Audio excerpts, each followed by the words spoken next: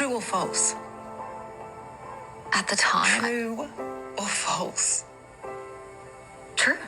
Apple Cider Vinegar, who was real and who wasn't. So, like, in an essence, everyone was real, but not a real person, but like an amount. We'll start with the character of Belle, which is, yes, unfortunately, a very real person. Claimed in your book you underwent chemotherapy and radiation for 2 months. True or false? At the time. True or false? True. Because at the time, I believed I was having radiation. Nobody wants to live with the fear of a terminal illness or dying. No, and nobody knows that better than people who actually live with that.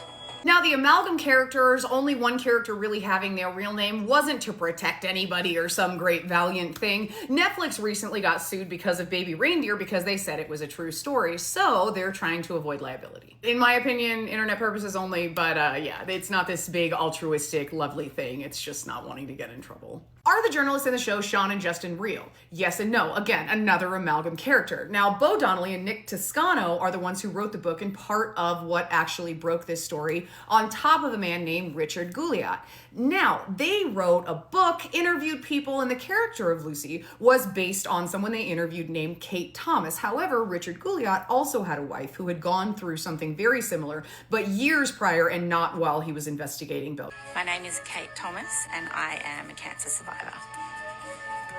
The diagnosis was like out of left field. I feel like I was in the prime of my life. I had only been married for 1 year and a week when I got the diagnosis. I was thinking about having a family, buying a house, and all of a sudden I'm getting the worst news I think I can ever get. Kate was actually interviewed for the book, and so that translates into the show, but the stories are very similar. She was indeed a waitress at a cafe where Belle had come in, and she's looking at this woman who's going through the same thing she is, because at that point no one knew that Belle was lying about all of this. Saw her hair, her skin, and she had energy, and she was moving around. And of course, when you're in a state like that, you're like, well, maybe what I'm doing is wrong. Maybe I should try this. Upon finding out who Belle really was, she took Belle's cookbook and ripped it apart with her bare hands and burnt every page, page by page. Then actually ran into Belle again because Belle went into her work and she said that she gave her a look in the eyes just to let her know exactly what she did and then pardoned herself for the day. That brings us to the character of Chanel.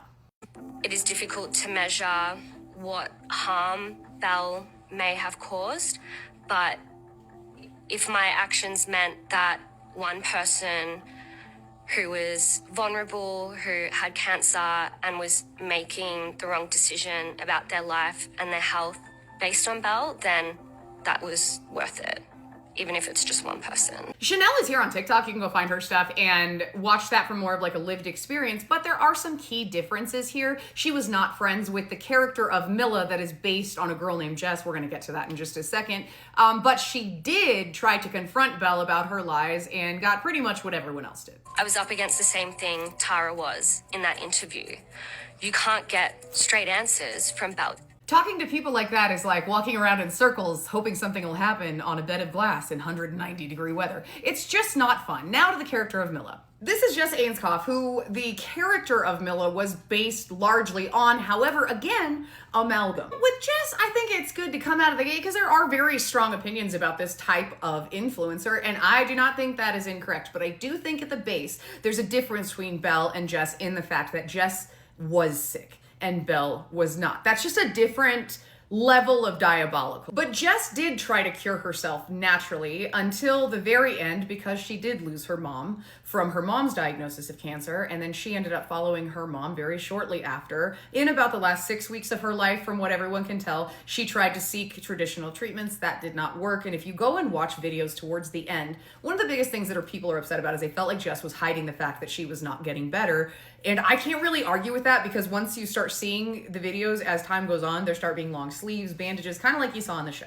Jess was also a huge proponent of Gerson therapy, which encourages you not to get scans and not to get yourself checked out in any traditional way. Because in my opinion, they know it doesn't work and they just want to keep the money coming in longer, but this is my opinion. So she really may not have known how bad it was getting until it started getting visually bad. Gerson and Belle, like this, they go after people who are hopeless. That's what they do. And this was another one of those people, but it does change the equation for people because they start to become part of the team of selling this hope to the hopeless. And that's where you got a lot of issues that come up morally. Ethically, physically, the list goes on. But anyway, did this scene really happen?